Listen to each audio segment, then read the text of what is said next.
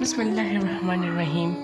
अल्लाह ने इंसान की ज़रूरियात उससे पहले दुनिया में उतारी हैं। अब इंसान ये चाहता है कि मेरे पास दौलत आए, शोहरत आए और फिर दौलत इतनी है कि मेरी सारी ज़रूरियात पूरी हो जाए। अब इंसान की कितनी ज़रूरियात हैं, इंसान के अलावा कोई नहीं जानता। अल्लाह ने इंसान को कुरान हकीम की शक्ल में एक असूल अता फरमाया।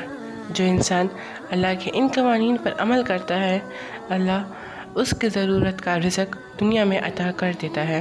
अब इंसान जब रात को सोता है तो उसके बाद उठता है। अब सोने और उठने के दरमियान भी कुछ मराहिल ऐसे हैं कि इंसान को अल्लाह अपने कुर्ब अता करना चाहता है।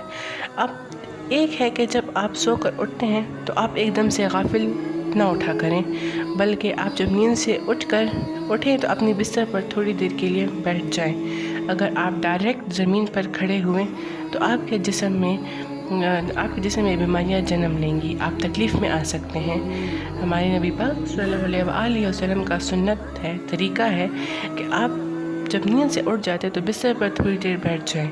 बैठने के बाद आप 3 मरतबा कलमा तैयबा पढ़ें और उसके बाद 1 मरतबा सूरतुल इखलास। पहले 3 मरतबा कलमा तैयबा और फिर 1 बार सूरतुल इखलास। आप देखेंगे कि उस दिन आपके पास रिज़्क़ बहुत मिक़दार में आएगा, ज़रूरियात के दरवाज़े खोल देंगे। बग़ैर किसी मेहनत, बग़ैर किसी टेंशन के आपके पास माल दौलत और रिज़्क़ में इजाफ़ा होता जाएगा। इसीलिए हमें चाहिए कि हम जब नींद से उठें तो डायरेक्ट ना उठें, बल्कि अपने बिस्तर पर बैठकर 3 मरतबा कलमा तैयबा और 1 बार सूरतुल इखलास पढ़ें।